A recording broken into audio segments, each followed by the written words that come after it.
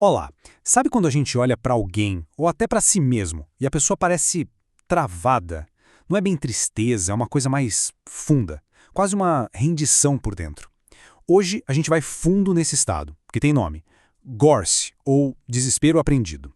Vamos entender o que rola no cérebro e, mais importante, ver se dá para achar o caminho de volta para a esperança. Então vamos lá.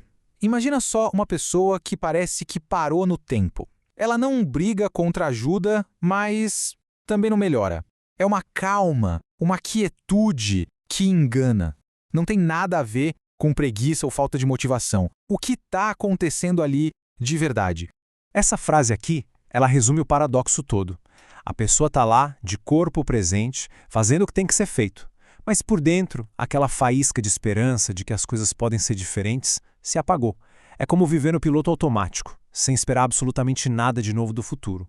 E essa é a grande questão, o pulo do gato para entender tudo isso. Uma coisa é estar desmotivado, que muitas vezes é algo passageiro, né? Um dia a gente está sem pilha. Outra, completamente diferente, é essa desistência interna. É a diferença entre não ter energia para tentar e simplesmente não ver mais nenhum sentido em tentar. Pois é, esse estado de desistência tem um nome: Gorse. Agora a gente vai definir o que ele é de fato e, tão importante quanto, vamos deixar bem claro que ele não é. Porque entender essa diferença é o primeiro grande passo para achar uma saída. Então, o ponto central é esse. Gorse é o interruptor da esperança sendo desligado. A pessoa continua a rotina, as obrigações, a vida, mas, na cabeça dela, o futuro já está escrito. E ele é só uma cópia do presente.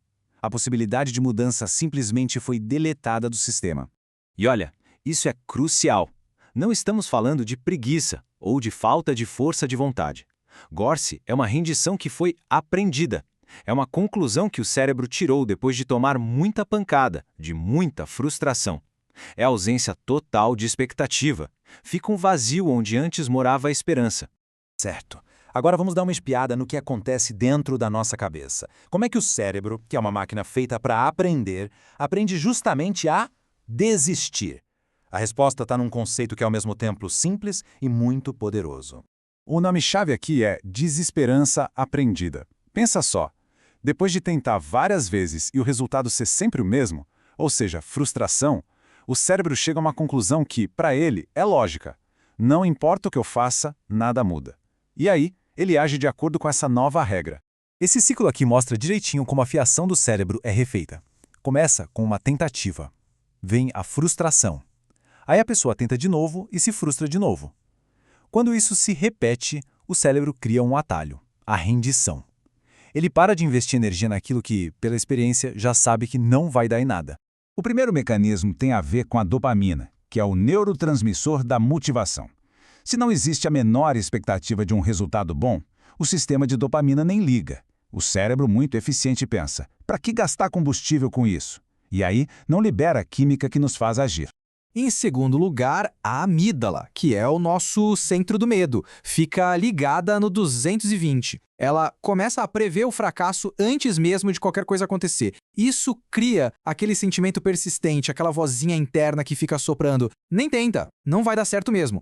E o terceiro mecanismo afeta o nosso CEO, o córtex pré-frontal, que é quem planeja e resolve problemas.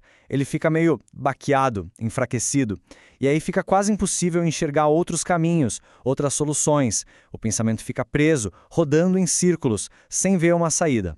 Ok, já entendemos o que acontece no cérebro. Mas por quê? Psicologicamente falando, essa desistência serve para alguma coisa? E por mais bizarro que pareça, é um mecanismo de defesa. É um jeito torto de proteger a alma da dor de se decepcionar de novo.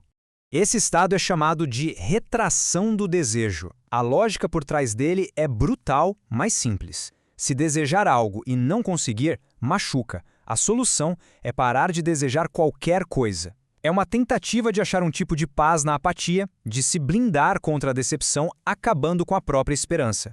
E essa retração se sustenta numa estrutura interna. Primeiro, tem o superego punitivo, que é aquele juiz interno que fica o tempo todo falando: tá vendo? Eu avisei. Depois um ego tão fragilizado que já não aguenta mais frustração e evita se envolver emocionalmente.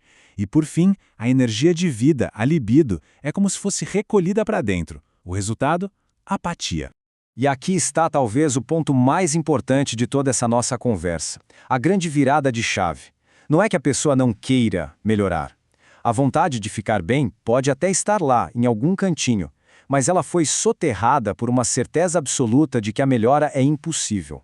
A questão não é o querer, é o acreditar. Então, como é que se sai disso? A boa notícia é que, se esse é um estado aprendido, ele pode ser desaprendido. Vamos ver agora qual é o caminho da recuperação. E o segredo é que ele é um processo de reconstrução cuidadosa, não é na base da força. Primeiro, vamos ver o que não se deve fazer. Aquelas frases de efeito força, foco e fé não funcionam. Pelo contrário, podem até piorar, reforçando a sensação de fracasso.